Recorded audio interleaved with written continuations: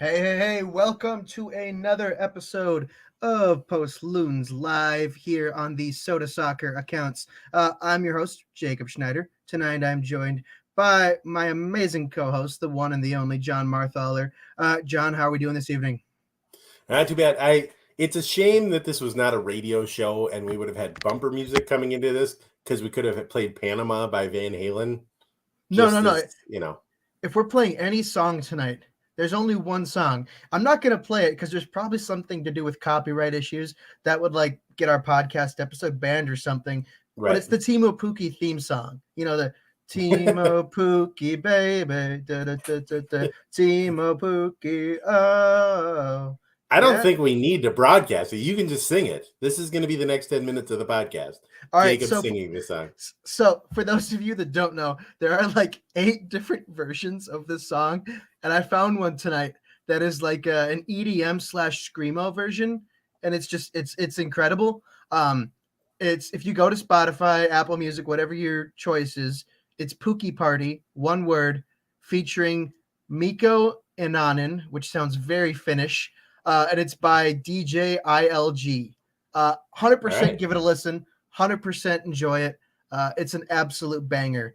I'll do my best to find you guys a new version of this song every single week now because I'm sure that there will be one. And if there's not, I will personally tell John to record one of him singing it. That's right. EDM is my passion. That and shovels, right? That and shovels. It's the big two. Hey, folks. Okay. Post Loons live here on Sota Soccer. Amazing performance from Minnesota United this evening. 3-0 on the road against the Houston Dynamo.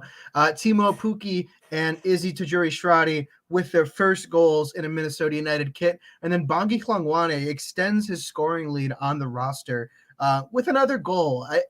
He is having a fantastic campaign, maybe not talked about enough outside of Minnesota United. John, just simplify tonight's performance. What is your biggest takeaway? Well, first of all, a night where Izzy Tajuri-Shradi, Bungo Hlongwane, and Timo Pukki score the goals. It's the absolute big three of names your dad can't pronounce.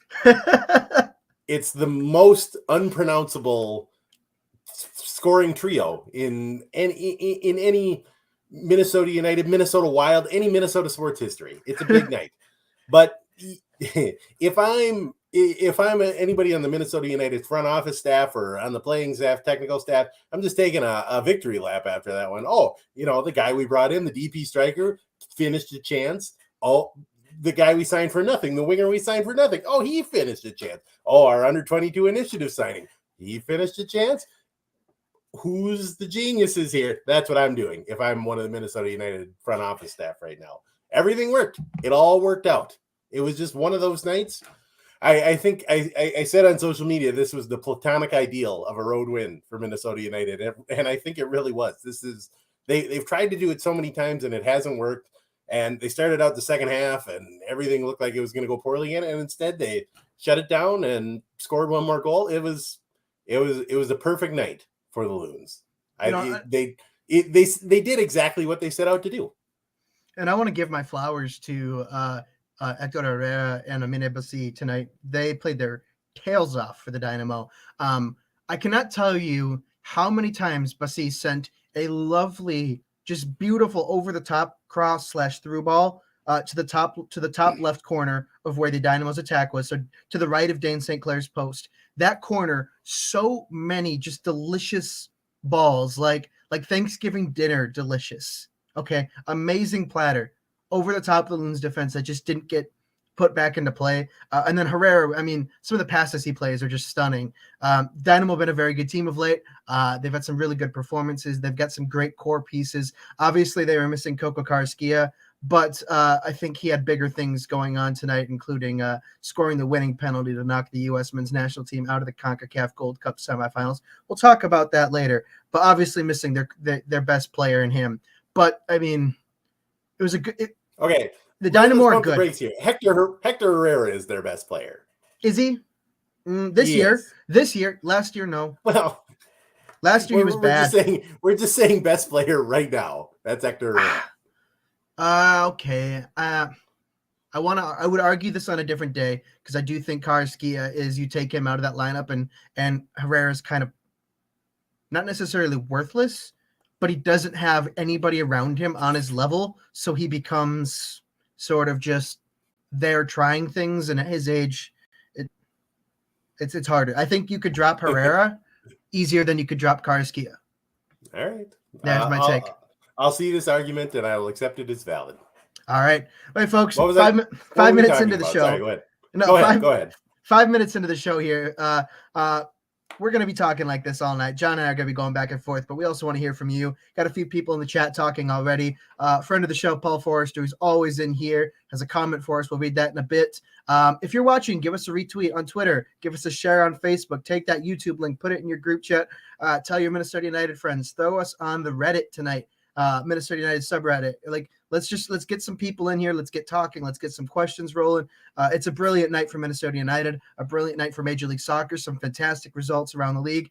Bad night for U.S. soccer, but that's what you get for, taking a B team and, trying to play too safe, but shrug. And then Mexico up 2-0 over Jamaica right now, so we'll keep an eye on that as Minnesota United defender Kamar Lawrence is on the bench for Jamaica in their CONCACAF Gold Cup semifinal. Lot to go through tonight, John. Lot to talk about. I think we should start with some of the important things. What do we hear post-game? Emmanuel Reynoso updates, Mickey Tapias updates, and maybe what to look for against LAFC. So I've had multiple people ask. Here's Dave Valensky's question. Dave's always in here too. Thanks, Dave. Is Reynoso okay? He's dealing with a tight hamstring right now. He was not happy to come off. Obviously, we saw it on the camera during the Apple TV broadcast, but Adrian Heath told us post-game that he wanted to continue playing and that he is kind of a stubborn individual and doesn't want to tell you when he's hurting. And he felt that in that moment, it was a good time to take him out. And regarding Mickey Tapias, he was dealing with cramps, actually, body cramps. And it turns out the on-pitch temperature at kickoff tonight on turf. So Matt, know that turf is warmer than, say, grass or, walking on pavement, because turf builds up heat. 111 degrees at kickoff, folks. They had 3 water breaks in the first half, if you didn't notice. It was a warm one. So updates on those two, they seem okay. It was 92 in Houston with a dew point of 78, which is, if there was a dew point of 78 in Minnesota, we would die. We would just straight up, there would be deaths from people who weren't even outside. They would just be in their homes passing away. And they played a soccer game down there. It was very CONCACAF-esque in the sense that they were playing in a place that shouldn't support human life, never mind host a soccer game. This happens to the U.S. men's. Yeah, this happens to the U.S. men's national team. Every time they go somewhere in the summer, they're like, what if we play the game at noon and add some heat lamps and try to burn them out? This is why this is why U.S. soccer thought it would be a good idea to host a qualifier in Minnesota in February just to get back at them, which, backfired in a lot of ways, but that's neither here nor there. It was a terrible night to play soccer. I'm impressed that everyone didn't leave the game with cramps. The fact that only one player did, a win for hydration tonight. A win for hydration, indeed. Get that Pedialyte in, Mickey Tapias. That's maybe right. Eat an orange, some Pedialyte. Hydration. Yeah, go on a hydration vacation over the next 48 hours. That is what you need to do. But Adrian said they're actually not going to get in until 3 a.m. tonight, Minnesota time. Once they depart on their plane, their sleep schedule will be a little wonky. I can't remember if he said, John, do you recall what he said about training tomorrow? Do they have tomorrow off and they return Friday? I can't remember the schedule, but effectively they're just going to have to survive until Saturday. They play Saturday night against LAFC, and this is one of those weeks. This is what happens when you play 3 games in 8 days. They took Reynoso obviously had sort of a hamstring injury. He always is the same in that he's always limping, and then when they take him off because he's limping, he goes crazy, like, oh no, you can't substitute me. I was just limping for, I don't know, effect. It always makes me laugh because he's always sort of hobbling around. But honestly, it was a good thing that they managed to take Pukki and take Reynoso off after 60 minutes, because they're going to want both of them on Saturday. And the fewer guys that have to go a full 90 today, the better. We've got Paul Forrester in the chat saying Bongi continues to be that dude. Unreal work rate up until the final whistle. What an acquisition. He and Pookie will be causing all sorts of trouble with those Reynoso through balls. I couldn't say it any better there, Paul. Let's look at It does sort of make me laugh that Longwane, apart from all the other players, like, oh, we got to get Pookie off, we got to get Reynoso off, we need to get arrested him. Longwane, no, just let him run for 90 minutes. He's going to be just sprinting the whole 90 minutes, and they'll start him again on Saturday. And he's smiling he's smiling while doing it. Yeah. Maybe this one. Here we go. We're both laughing. Yep. It's right there. Is it his contract to be stuffed up? I think it must be in his contract that he gets a pay cut if he doesn't play 6,500 minutes this season. Yeah. We've got anything less than that. Gage Zastro in the chat saying Bongi for Ballon d'Or. Listen, if you gave a Ballon d'Or for somebody purely on personality and like contagious smile, like energy, that's Bongi. I can't say it enough. It is a joy to be around him when he speaks, even in a loss, because he is so motivated continually to just be a good footballer, be a good teammate, talk about what the positives are, but also acknowledge that there's negatives here and there. Just an all-around great acquisition for the club. Really a good representative of what Minnesota nice is all about, if I'm being honest. John, you'd know all about being Minnesota nice, wouldn't you? Yeah, I don't know why you're hammering me about the Minnesotan accent. Obviously, it exists. Obviously, I'm from Minnesota and I have a Minnesotan accent. Why are you hammering me about it? I'm not hammering you. I just enjoy it, John. It could get worse. It could get worse. Do you want me to go full Bemidji here? I can do it. Oh, yeah? Yeah? Full Bemidji. Oh, don't you know there? Yeah. Full Bemidji. It can happen. I hope we get some listeners from around the country on the episode this week, not from Minnesota, so they don't understand the bit here. But John, happy to have you with me today. Happy to talk Minnesota United. Let's do a little bit a rundown of the game here. When things kind of started, it was the first 8-9 minutes was all Houston. The Loons took nothing at all. I mean, they couldn't get possession, they couldn't get balls. They weren't connecting passes. Dane St. Clair was called into action 3 times in the opening 10 minutes. I don't know if you can call them saves, but he's being called into action where he needs to interrupt a play, come collect the ball, pick up a cross. And it just wasn't an ideal start. And I was watching and I'm sitting there like, oh God, here we go again. After that oblivious, first 45 minutes from the U.S. men's national team, I turned on this and I was like, all right, give me some high energy, high tempo soccer. And the first 10 minutes, that's not what we saw. But the Loons kind of found themselves around the 15-minute mark, started connecting a little more. We saw Manuel Reynoso get into the game. Some brilliant overlaps from DJ Taylor in the first half.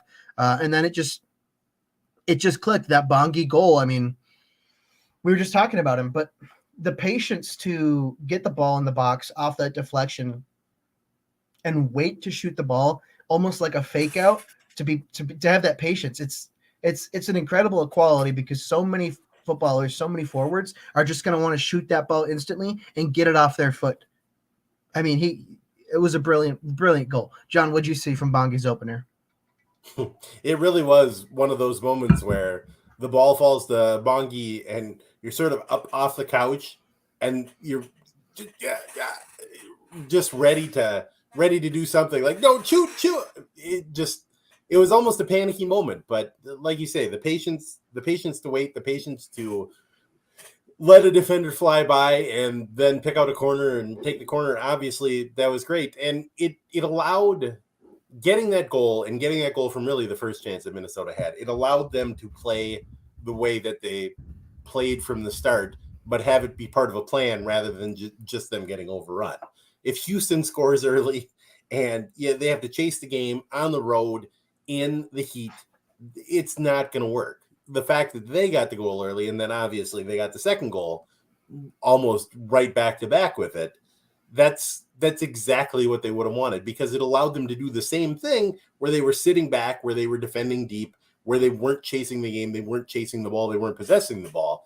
But when you're up 2-0, it looks like a great plan, rather than, like you said, when the game starts and the same thing is happening. It's like, wow, they've got no energy, they're overrun. they don't look like they even want the ball. Then when they're up 2-0, they don't even need the ball. They're just sitting back. What a good plan. Yeah, no, and then I look to the Loons' second goal, and well, one, you've got Emmanuel Reynoso magic. I mean, the hip swivel, the turn, the no look pass. I mean, it's I'm trying to think of like a good term to use on a podcast that's appropriate. It's beautiful, John. It's amazing. I mean, it's the full Reynoso. It is. It genuinely is, because I don't know many Pure footballers. uncut. I don't know many footballers who are going to sit there and say, I don't know where my striker is, but I'm going to turn, pass the ball, and expect him to be there because that's the wavelength we're on. We just met a week ago. We don't even speak the same language, but that's the wavelength we're on. And I mean, Pookie was through. He knew right where to go, straight down the middle of the pitch, split the defenders like the Red Sea. I mean, like it was exactly the goal that when they first said we want to put Teemu Pukki with Emmanuel Reynoso, it was exactly the goal that they were envisioning. To say what we want is for a play where Reynoso will pick up the ball in the midfield with his back to the goal, and he'll hit one pass and Pukki will be running onto it. That's exactly what we want to happen. That's exactly how we want to play. And now they have the video clip to go with it to just say, this is what we want to do. Do this. And they have songs to play behind it. Yep. Teemu Pukki, baby. Da, da, da, da, da. Yeah, no. Yeah, I need the EDM version. I need a little. I'm sorry, guys. I'm trying. I'm not really. Yeah. You saying I'll do this. Yeah. This is terrible on video. It's terrible on the podcast. I'm sorry. Listen, I'm sorry to our listeners and our viewers. It's a good bit though. It's a good bit. You can't, once you start a bit, if you quit it, it's not a bit, and you always have to live through the bit. Oh, we've got a comment here. If you can put this one up from Skull Gumbo, which I assume is a Vikings fan living in Louisiana. See you there, Skull Gumbo.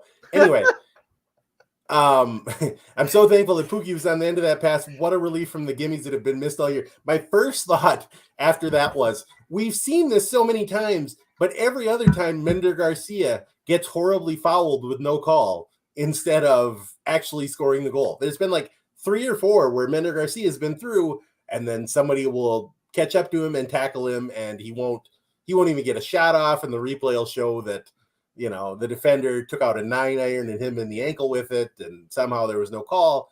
But this one, Pookie just kept running and scored. It was strange to not have that exciting breakaway turn into nothing.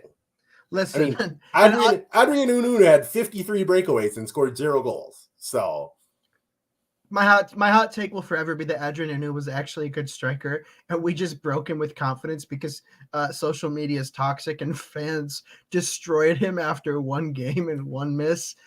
He probably looked on Twitter and was like, "Oh my God, I thought they were supposed to be Minnesota nice." But no, but like regarding the Mender thing, he's getting these fouls and everything, and I'm going to pro, and I'm like, hey, why didn't this happen? And they're like, sorry, you didn't submit the question on time, or sorry, I didn't think it was reviewable. That's it. That answers all 3 of your questions you submitted. It's ridiculously frustrating. It's funny that they have that system to email in questions, and it's not emailing, John. It's literally a written piece of paper. As the pool reporter, I write down a question, I date it, I sign it with a written name and then my signature, and I give it to a spokesperson. The spokesperson delivers it to pro. I go and meet the spokesperson for the written response on the same piece of paper. And if the individual representing pro wishes to speak on verbally on top of what they wrote, they can, or they can just walk away, and their response on the paper is all we get. And that is the system at the moment. I could talk about how frustrating that is for an hour on here, but I think everybody who just heard what I discussed kind of sat there and like, it's 2023. This is really what we're doing, written responses. So that's it. At least they didn't make you do it with a telegram and Morse code. Beep, beep, beep, beep, beep, beep, beep. Yeah. Beep, beep, beep. Listen, I wonder what I just said in Morse code. Pro's responses are basically Morse code because, they don't mean anything. Well, they don't have to mean anything. When it's a written response to a question, they can just say, I chose not to review it. Well, that's the end of it. Yes, pro is going to pro. Pro's gonna You know, pro. my biggest takeaway, though, is that on Monday it was pro announced that they made an error. They came out and said that in the Red Bulls Revs game, that a goal that was taken away should not have been taken away, and that goal ended up being the difference maker in the match. So I do appreciate the accountability there. The end of that statement was, and we're asking Bruce Arena to please let the hostages go. He's hiding him on Coney Island. This is not the solution for anything, Bruce. Just put the gun down. John, it's not a gun. It's a Coney Island hot dog with extra mustard. Well, who wouldn't want that? Back to Minnesota United for the night. We're slowly getting through the game. We talked about Teemu Pukki's second, how brilliant it was from Reynoso, the strike, the finish. Halftime, 2-0. That was a really boring second half, if we're being honest, John. It coasted. There wasn't a ton of action. But what we did see was Reynoso go down. We saw Tapias go down. Both seemingly sound okay right now. We'll find out more on Friday when there's media availability. I will be there. I will have updates on social media. I might even put them on threads. I might thread my updates. Don't do that. Don't do that. Why? You can do better. Listen. I mean, maybe you can't do better, but I'm just saying right here and now, and Mark Zuckerberg, if you're listening, nobody should go to threads. Stay away from threads.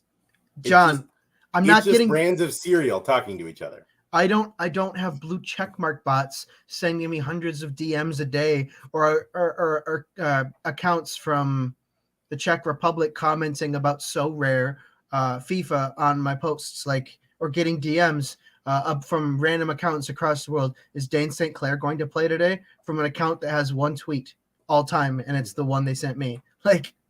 Twitter's a weird place, man. Bird app is going downhill. It's all a weird place. I'm just saying, go outside instead of going on threads. Anyway, whoa, that's not the point. No. I got to circle back here. Chris, is this in reference to my tweet the other day that may have gotten some Minnesota United fans and my followers on social media a little heated? He says maybe add pickles to the hot dog. John, I hate pickles. What is happening? I hate pickles. You hate pickles? How about fried pickles? No, I'm getting there. The Minnesota State Fair announced that they are doing a dill pickle lemonade this year for the State Fair. And I posted on Twitter. I was like, sometimes it's okay to say no to a pitch. And it caused uproar. I mean, the pickle stands came out for me, John. The defenders of the dill defenders came out and, were all over me on Twitter. It was a bloodbath. I don't know. I don't know what to say. Big Pickle is after you. I wouldn't take these comments to threads. You'll get the Gedney. What is it? Is a stork? A duck? What's the thing on the Ged? Anyway, Gedney's gonna come after you on threads because that's what's gonna happen. Okay. Vlasic. Well, we'll see. Maybe that's Vlasic. Well, now Gedney's gonna be after me because I got him confused with Vlasic pickles. Updates will be on social media Friday for the training session. Did people tune into this for our pickle branding talk? I bet they did. This is why they're here for the bits. They're not here for the news. Well, I get the back and forth. What news do I have? I do want to talk about one thing in the second half that I thought actually worked out really well. People talk a lot about bad substitutions that Minnesota United makes, but I really felt during the first 10-15 minutes, it just seemed like Minnesota United was already defending 9 guys in their own penalty area. It was already scramble mode. And I thought, well, this is just Real Salt Lake all over again. This is exactly what they did. And they held out for 35 minutes and then gave up a couple of goals in that one. And I thought, well, here this goes again. But they made those subs and it really felt like the subs changed the game. In part, they took off Pukki. They took off Reynoso. Neither one of those guys is going to run around a lot after already spending 60 minutes running around in Houston. They took those guys off. They put in some guys with fresh legs. It really made a difference. After that, like you said, there weren't a lot of great chances for Houston. They got another goal on the counterattack, but it really seemed to be one of the difference makers was those second half subs. So I did want to mention that. Kind of like I said in the open, every time Minnesota United gets a a bad result, and especially if they drop points late, the knives are out. The knives are out for Adrian Heath. The knives are out for everybody, and I think it's also worth pointing out tonight that everything worked perfectly. Everything went how they planned tonight. So Heath in, I guess, is what I'm saying. I don't know. I'm poking the bear here. I realize, but it's just when we call them out when things don't go well, we also have to note when things do go well, when they go exactly how they're planned. We got to give them credit. I 100% agree. And I'm doing a Sota Soccer first here. I'm typing a comment in the chat and posting it on the live video. I didn't even think this was possible. You can just say it with words. That's all you need. I'm going to, but if someone comes in here and I'm talking randomly, now they know what I'm talking about, All right. They can visually see it. It's like the little bug on the bottom of the first take screen on ESPN. Stephen A. Smith? Yeah. Speaking of first take, somebody noted this on Twitter. I did not know this. Maybe everyone but me knew this, but the word Pukki in Finnish means goat. Yes, it does. I had no idea. That's a great fact. I love that fact. That's a great fact. I don't know why first take made you think of that, but that's a great fact. It just, first take is all about, is this person the greatest? Is Emmitt Smith better than Walter Payton? Well, that's, that particular, I don't know why I went to that, because that's a 25-year-old thing that very much predates first John, take. You just really aged yourself. Who's the GOAT? Lionel Messi. Yes. Undisputed. Okay. Yeah, but anyways, who's the Finnish GOAT? Rasmus Schuler. Rasmus Schuler. Well played. Well played. Thank you. Folks, my hot take is that Izzy. Tajuri Shradi wants us to call him Izzy. So I mentioned this last weekend on the show. Moving forward, we're going to call him Izzy. That's Tajuri Shradi. Just simply Izzy, nothing more. That's his preference. Izzy should start on Saturday for me at the left wing position. Joseph Rosales didn't bring much, to the group tonight. I didn't think he put on his best performance. I don't think he was as impactful as he has been, but I also think, part of that might be the fact that when he was away with Honduras for the Gold Cup, he played left back, left center mid, and left wing. Three very different positions, lack of consistency, and just starting to get back with the group now. It's tough. And with Franco Fragapane likely not to appear before the start of the Leagues Cup, and Song Min-jeon questionable with a thigh injury. If you know that Izzy's healthy and he can go 60, 70 minutes, he is who I start Saturday at left wing against LAFC. MLS veteran scored his 31st MLS goal on his 100th appearance today. Let's be honest, though. This guy could be a really sneaky signing for Minnesota United. That's a goal. That's one goal every 3 games for a rotational player. That's what his career says. I think he's a really sneaky signing. I think he could prove to be a really valuable asset for this club. And with both Fragapane and Song Min-jeon not available from the start, I think I go with Izzy on Saturday as my starter. We got a quick question, though, from Foot Trap here. The Will Trap burner account of the show, as we like to call him. Welcome to the show, Foot Trap. Thanks for tuning in. Hi, Will. Good to see you. Are you on the bus on the way to the airport? What's going on here? Yeah. He says, should Kamar start on Saturday? Let me check a quick update on the score of the Mexico versus Jamaica game. It is 2-0 in the 68th minute with goals in the 2nd and 30th minute. And it looks like the XG is severely in favor of Mexico. It's not looking good. Only 3 total shots for Jamaica, 10 for Mexico, with about 22 minutes to go.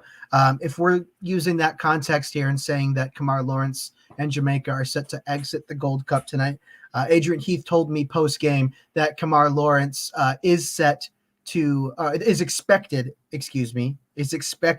to travel back to Minnesota tomorrow, Thursday, and reunite with the club, and they'll assess his fitness come Saturday. Lawrence has not played much in the Gold Cup for Jamaica. He has not been starting for them, and as a left back, you're not your typical sub. I know he played in the group stage early on, but not a ton of minutes of late. So they'll assess his fitness on Friday, and they'll go into Saturday, seeing what happens. But plaudits to Zarek Valentin and DJ Taylor for they swapped sides twice tonight at one point. DJ Taylor with a ridiculous cross into the box on the first Bongi goal that was eventually deflected and put in Bongi's feet. So we'll give him an honorary secondary assist.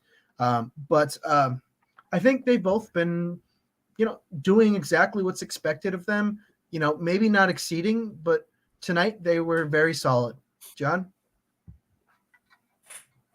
Yeah, I mean, Zarek Valentin was brought in exactly to do what he's done over the last few games. They needed somebody to be able to play both fullback positions, and they have switched them around. They had Valentin play right back and Taylor play left back, then they sort of switched them back. And like you say, they switch during the game sometimes too. But they've needed someone to play this role specifically, and it didn't work out with a guy like O'Neal Fisher, and they've had a ton of injuries. Ryan Jiba, who was one of their super draft picks, has been hurt all year and just got put on the season-ending injury list. So we won't see him at all. Who knows if we'll ever see him in a Minnesota United uniform. He was one of those guys that was potentially going to be a fullback this year. I think they said Mikael Marquez, who they brought in, was potentially able to play fullback. He's been hurt most of the season. So having a guy like Valentin to step in and do the job and be an MLS veteran is exactly what they needed. And it speaks to some of the moves that the front office has made this year, where they've gotten legitimate MLS veteran Proven help, talent. whether it's Valentin, whether it's Tajuri Shradi, that in past years it's maybe been more of a wish and a prayer kind of guy. So past years it's been Wanchope Avila, Fernando Bob. I mean, hey, don't bring up Fernando Bob's name without praising Fernando Bob. But folks, another name we should talk about quickly is we talk about super draft picks. Tony Oluwaseyi has been on fire on loan at San Antonio FC. On last Friday, he net a hat trick in a 4-0 victory. Tonight, he gets the assist on the game winner for San Antonio FC, winning 2-1 against El Paso Locomotive FC. And San Antonio now sits, if I go to the table, they are second in their conference with level on points with first place Sacramento Republic, who, if you recall, made that incredible U.S. Open Cup run last year. Oluwaseyi is a big part of that. I'm talking 9 games, John, 9 goals, 5 assists. When you send a guy out on loan, this is what you want to happen. This is exactly what you're hoping for. You're hoping not only does he get playing time, but he starts scoring goals and getting confidence. And it's happening. This is exactly what you want to see. And if you're Minnesota United and you're like, I've got 33-year-old Timo Pukki right now, we'll get him, he's on a contract through age 35. Mander Garcia's not panning out, but we've got this young kid who might be able to contribute next year and learn a lot from a guy like Pukki. That's a dream. I mean, that is. Yep. I mean, I'll use the example of the Houston Dynamo right now with Tor Ulfarsson. He's a player who started hot and has since cooled, and was a super draft pick out of Duke. If you were to bring in a elite striker to play ahead of him, not someone on his level, I think he could develop into one of the better strikers in this league. But right now, he's not getting those consistent minutes. Right now, he is not getting, the reps that he needs. But when Ulfarsson came on for the Dynamo today, I thought he was an absolute menace, which is normal. His whole premise as a footballer is kind of to be the dick on the pitch, to be the guy that, pisses everybody off. A Duke guy playing that role? Now that's a shocker. Well, John, would it shock you to tell me that he started a bench brawl during a penalty shootout at Duke? Boy, that would shock me. Very much so, because I was born yesterday. Scored his penalty kick, in the shootout. I think I remember seeing this. I remember seeing this somewhere. He runs to the goalkeeper, to the line where the goalkeeper stood, and looks at him, points at him, says, "Watch me," and he does a fake, and then dives the right way where he shot his ball into the corner of the net, and gets up and does like a little crowd pump, like look at me. Man, some people really hate that stuff. I love dude in prison. I absolutely love a heathen on the pitch. You can only have one per team, but the Put, player who is that heathen, I'm a big fan. put him in a rocket and take him to space jail. Thank you for Space Joe. Oh, John, come on. All right. Well, Before we wrap up, talking about today's game, John, let's talk about Izzy Tajiri-Shradi's goal. What did you see from Izzy's goal tonight? first of all, you said he wants to be called Izzy. Does he want to be called Izzy in like a Brazilian kind of way? Like he only wants to be called Izzy? That's his only name? Or he just wants to be called Izzy Tajiri-Shradi? I was told just Izzy, but I can clarify on Friday for future premise. I want him to be like straight up Brazilian, like only Izzy on the back of his shirt. That's what I want out of him. Okay. And I guess it would be weird if he said, "Call me Ishmael." That's a literary joke for all you people who are making literary jokes at 11 p.m. Anyway, only you, John Marthaler. What was I talking about? Ismail Tajiri-Shradi. Yeah, it's again. I think it's representative of the depth that Minnesota's managed to put together this year. That's not just hopeful guys. It's guys that have done it in the league. 31 goals in 100 games. I didn't know that stat, but 31 goals in 100 games for a guy who was available for nothing in the middle of the season. That's great. That's great work for everybody involved. So if they can continue to get time out of him, especially with Fragapane hurt, especially with everybody else playing a million minutes, Rosales having to play at the Gold Cup and then coming back, and that is an amazing pickup. Just to get one goal out of him already makes it a valuable pickup. So, if you can get five from him by the end of the season, it's unbelievable value. Well, if they can get 5 from him in the next 20 games, it'll be magical. It'll be a magical, amazing run. Mm-hmm. They've had strikers who've played whole seasons that haven't gotten 5 goals. Yeah. But folks, before we continue, let me tell you about today's sponsor on our show, our good friend Nate Pence at Pence Homes. We'll jump right back into the episode in just a minute, but first I got to tell you about our friends over at Pence Homes. Owned by Minnesota United fan Nate Pence, Pence Homes was founded on the idea of providing customer service that exceeds expectations and making the home buying and selling process as simple as possible. Nate and his team specialize in St. Paul and Minneapolis and can help you navigate this ever-evolving market with the right tools, technology, and expertise. Pence Homes knows how to help you get the most for your house and get you into the home of your dreams while staying in your budget. Contacting Nate is really simple, too. Just go to natepence.com or email him directly. That's Nate at pencehomes.com. NATE at PENTZ homes.com. Pence Homes proudly supports local Minnesota soccer clubs, Minneapolis City and Minnesota Aurora, and we're extremely grateful they're extending their support to here at Sota Soccer. That's PENTZ homes.com. You can contact him there or email Nate at pencehomes.com. Thanks again to Pence Homes for sponsoring today's episode of the show, and we'll get back. I feel very comfortable in saying, I don't know if this matters to you as a potential home buyer out there who might be listening to this, but I feel very comfortable in saying that you will not find a Minneapolis realtor who's got a better knowledge of Minneapolis City players. That's all I'm saying. Probably not. Are you getting this from Chris Lindahl? No, you're not. You're not going to get that kind of stuff from Chris Lindahl. I bet his vertical is more than Chris Lindahl's too. I can only imagine. It's John. It's this big. I hate it. I hate it so much. I hate it and I love it all at the same time. That's a joke for those watching. If you're listening to this, I'm terribly sorry. You're not going to understand. But folks, let's get back to the show now. John, it was a wild night in Major League Soccer. I think it was really great scheduling from CONCACAF, from MLS, from all the personnel involved to do the Gold Cup semifinals back to back on a night with 10 Major League Soccer games, USL Championship games, and ISA games. So really great night, good planning across the board for American soccer personnel. But let's talk about what happened in MLS tonight. There are still 3 games ongoing. West Coast kickoffs, of course, but what has happened so far today is the New England Revolution beat Atlanta United 2-1. FC Cincinnati beat the New York Red Bulls 2-1. The Chicago Fire beat CF Montreal 3-0. I was going to say Montreal Impact. They're no longer the Impact. Yeah, the Montreal Impact. Darn right. Yeah. Hey, listen, that was a great name. That's a great name. Never let it die. And obviously that's Minnesota 3-0 over Houston. But John, there was a game you and I wanted to talk about, and it's 2-0 Philadelphia over Nashville. 2 Daniel Gazdag penalties win it for Philly.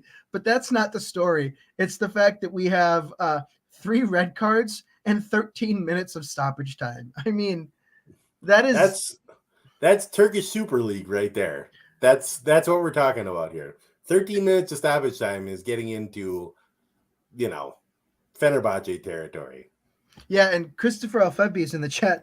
He just mentioned it, funny enough. But here's the thing: is Jan Gregus came on. No. Yes, Jan Gregus came on for Nashville, and then Minnesota native Luke Hawkinson also came on for Nashville. Man. Yeah, I know, small connections. But here's the story: is that Nashville are without both their starting fullbacks this weekend. Both of their starting fullbacks got red cards tonight. And on top of that, they have lost, I believe it's 4 out of their last 5. I mean, yikes. I don't know what I do want to say. Jan Gregus came on for Teal Bunbury, Minnesota native Teal Bunbury. It's all about the Minnesotans down there. He came on for Teal Bunbury. That's incredible. I didn't even catch that. And Luke Hawkinson, former Minneapolis City player Luke Hawkinson. Maple Grove native, if I recall.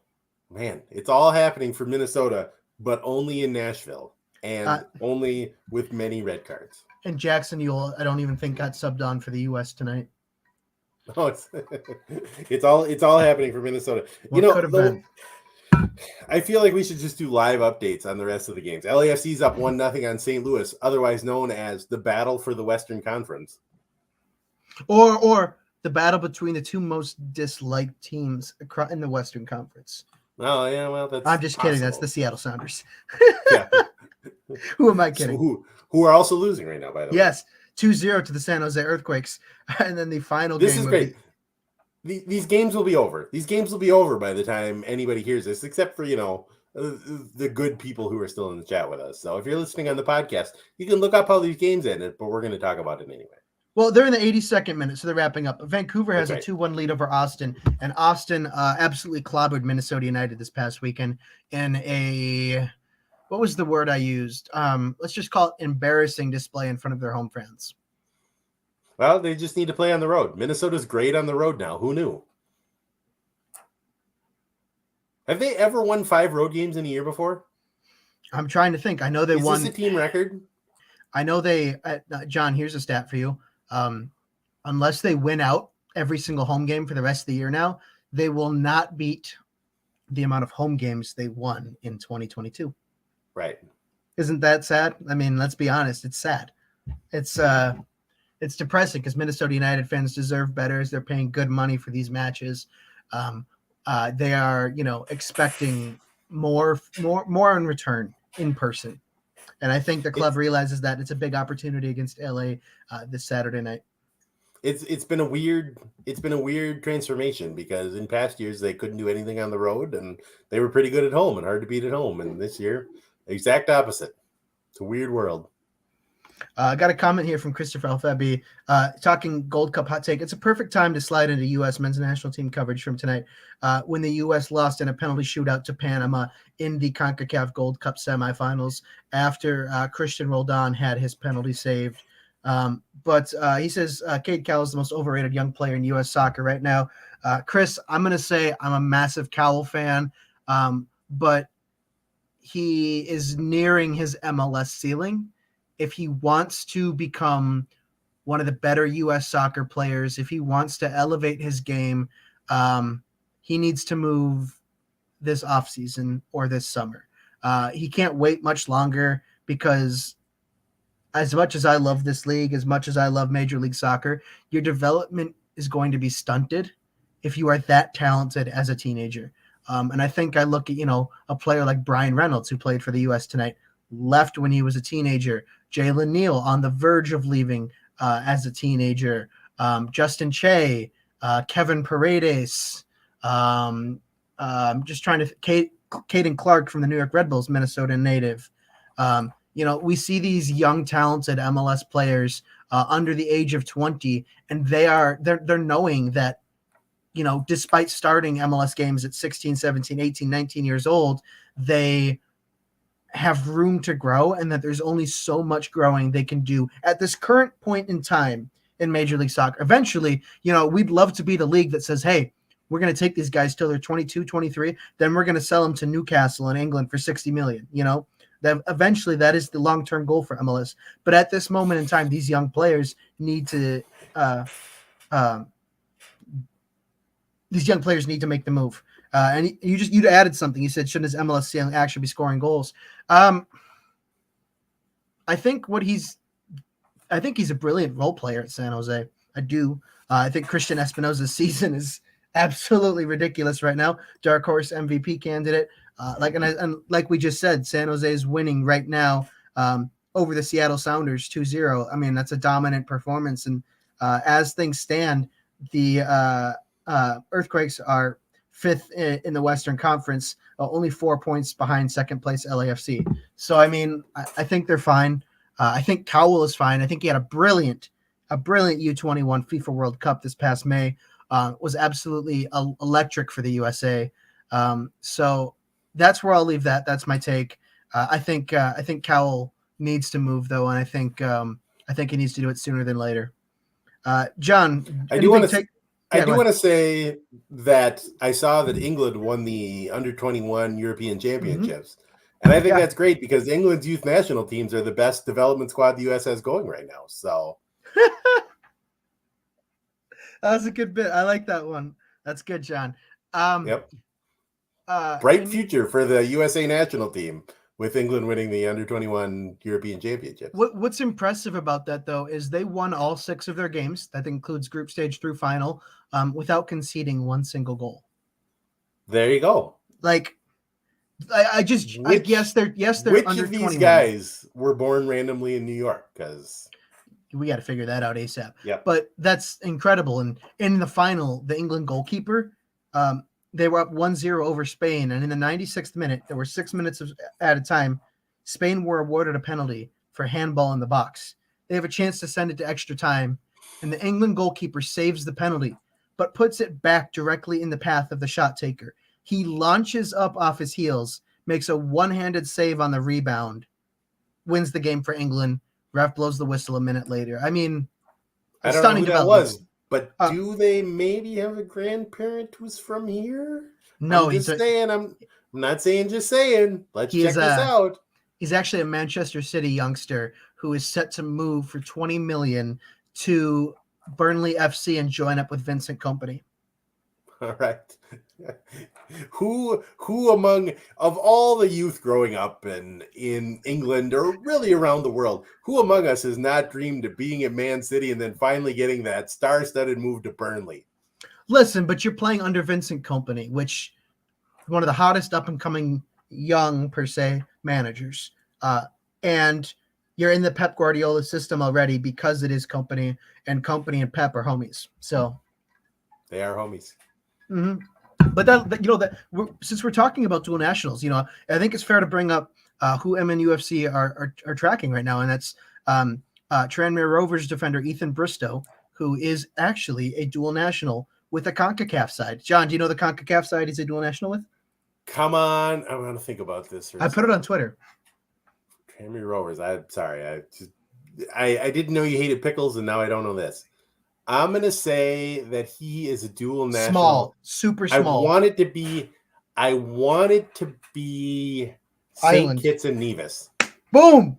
Yes! Yes!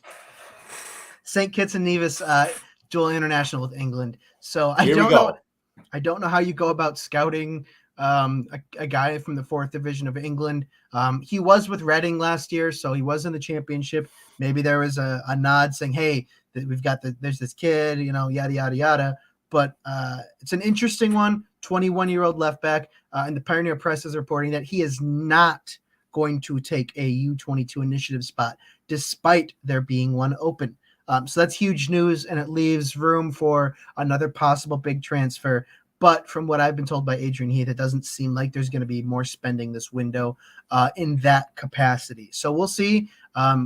I'm hoping, we get some news on that this week. We'll have an update on Friday about Bristow, but the Loons need a left back, John. They do, but gives Eric Valentine credit, but they could use another one. I don't. Obviously, you're excited when they're bringing anybody in, but it's a little hard to go. Yes, the English fourth division is definitely where I was thinking they would look for this. But who knows? I'm not going to write it off. And that's where Wrexham played now, John. Come on. Listen, I'm still laughing that I might have all the particulars in this story wrong, but apparently people were calling the BBC asking them not to publicize the Wrexham scores because they weren't that far in the show yet. I just think that's hilarious. There's something I don't know. There's something wrong with that and something great about that. All right. We're going to wrap things up here shortly, folks, but keep those questions coming. We've got another one from Christopher here. Says, free Padelford, give him the wheel. I think Devin Padelford is a brilliant talent. I think he is really coming into his own. I think he's growing a lot, but he's still a very raw individual with very little game time under his belt. He's better. I have a Padelford question too. I'd like to raise my hand and put this in the chat. Have you talked to him about changing his number? Yes. Cookie came in and took 22. What did he have to say about that? He said he said he really didn't care, but it was the second time he changed his number. Actually, I forget who he said he gave his original number to, but he said, there's a guy coming in from Europe who's going to score goals for our club. If he wants my number, he can have it. You score 190 top division goals in Europe or whatever, you pretty much get to pick your number when you get here. Yeah, and he did not care whatsoever. But I did when we talked to Devin Saturday night. He told us about why he shaved his mustache, and I looked at him and I was like, "How could you?" Because that's what I boast. I boast a mustache, and he said I looked in the mirror and I was like, "Okay, yeah, time to go." I saw pictures of myself. Yeah, and I mean, he's not wrong. You're not wrong, Devin. That's good self-awareness for a guy who was, in junior high last year or whatever. So, I think he's 20 now. Is he 20 now? I mean, they're all just children. I'm getting to the age at which every player in Major League Sports is now younger than me. There might be, now that Nelson Cruz got DFA'd by the Padres, he might have been the last one that was older than me. I'm not sure, depending on Tom Brady's status. So now I'm just, 1 foot in the grave.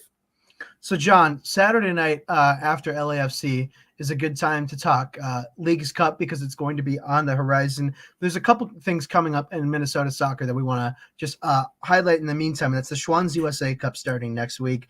It is a genuine celebration of soccer. If you are a soccer fan here in the Twin Cities, head on out to Blaine at the National Sports Center this weekend for the weekend tournament or next week for the week-long tournament and check out some local youth soccer. Teams from around the world are coming. There's pin trading, all sorts of fun stuff. It's a genuine, the perfect word is celebration of soccer. But something cool that will be happening is there's going to be a team from South Africa there. Not from Bongi's home club, not from his youth academy or anything like that. But he is going to be hanging out with them, saying hi, doing some cool things. And we're going to have some cool content, #cool content, up on Sota Soccer, about this team from South Africa and Bongi. We're really excited about it to share it with you. But folks, make sure you get out to the NSC next week and, just take in what is, thousands, like 1,000 matches of soccer within a week. It's a good time. John, have you been to the USA Cup in recent years? No, I haven't been to USA Cup. I do know that they send out the press releases and stuff, and they've reached a point where no numbers they put in there would surprise me. Like they could say, we've now got 42,000 fields at the National Sports Center, and 173 million teams are coming to play in this tournament. It'd be like, well, that actually seems about right. The opening ceremony where all the teams walk through now goes on for a month and a half. It's time consuming. It's long, but it's a good time.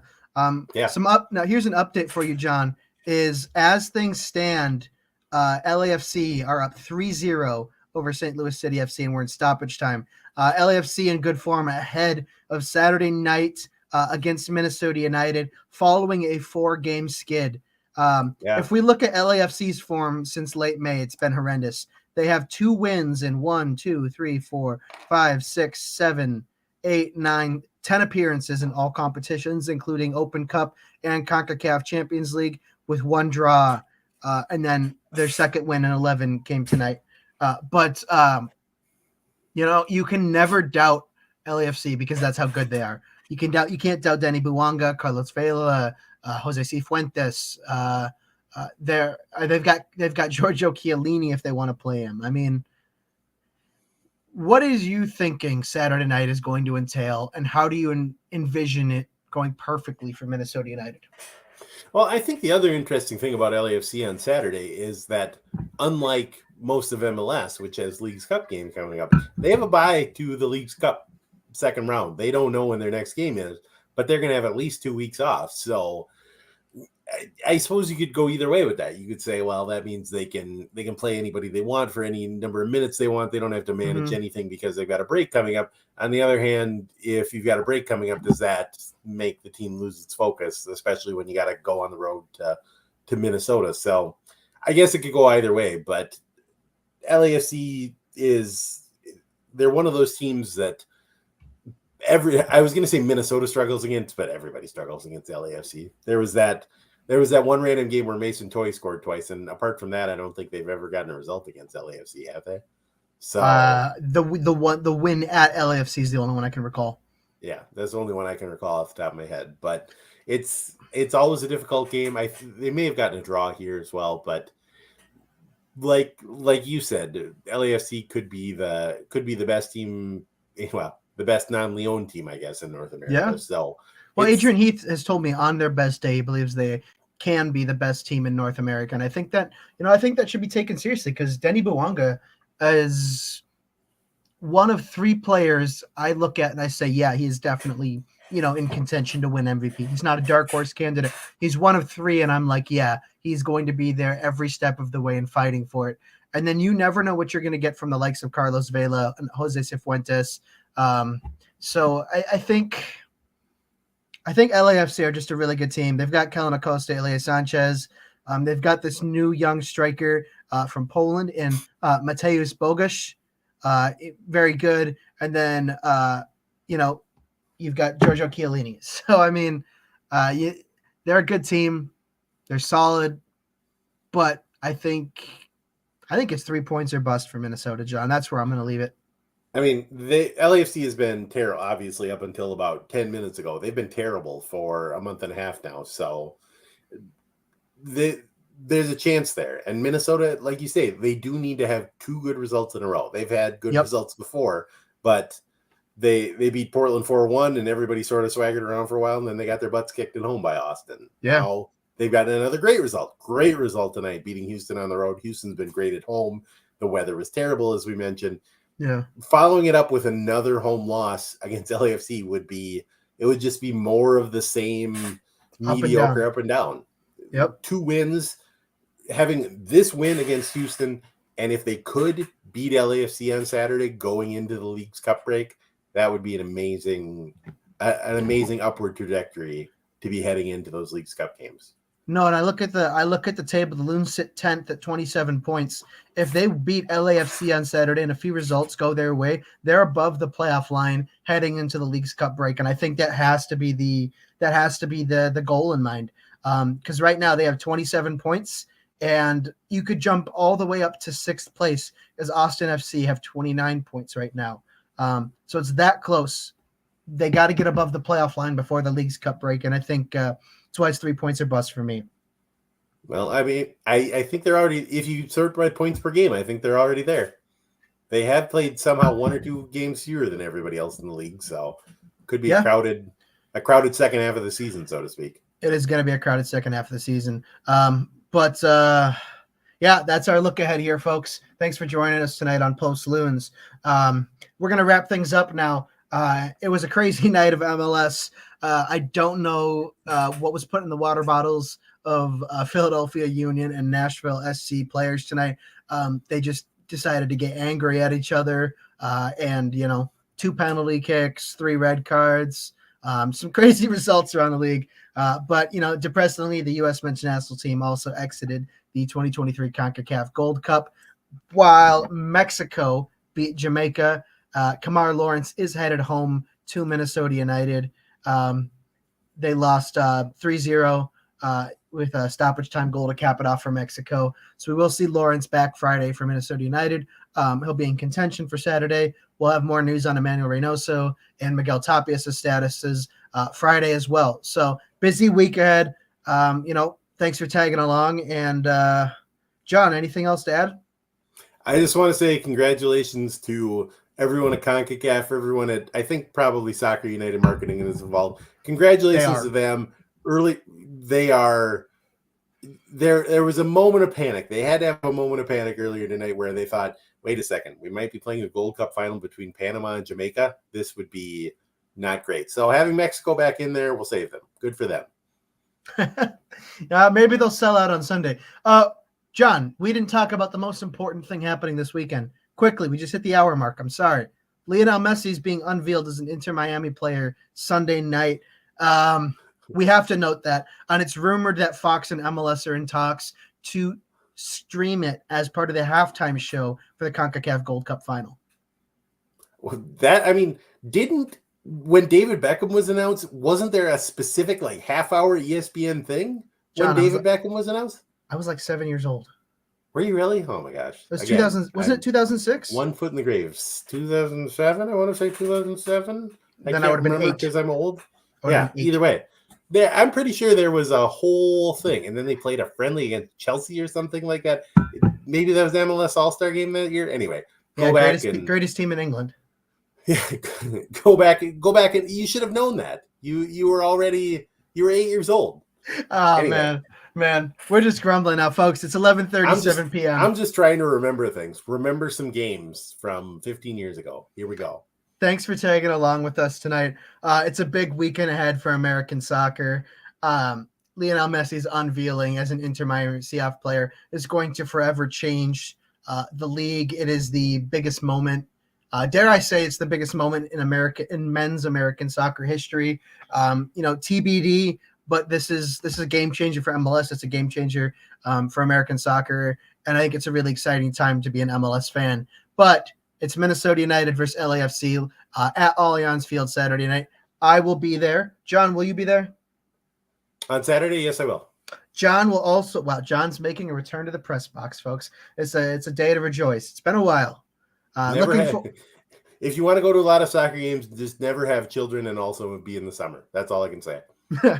Well, thanks for joining me tonight, John. It's a good time. Thank you to everybody in the chat. Before we end the show now, just a quick reminder that we are on Patreon, patreon.com/sotasock, and you can support us there if you appreciate the show, if you appreciate our social media, our written content, everything we produce over at Sota Soccer, from Minnesota United to Minnesota Aurora to lower league soccer and everything in between. We can't do it without our supporters. You can join for as little as $3 a month, and that goes a long way in supporting us. So we're able to continue to do shows like this. So we're able to, exist as a content creation website. So thank you to everybody who currently subscribes. And if you don't, you're missing out. And we would, genuinely really appreciate your support. Again, that's patreon.com/sotasock. Thanks so much. For John Marthaler, excuse me. I'm Jacob Schneider. This was Post Loons live on Sota Soccer.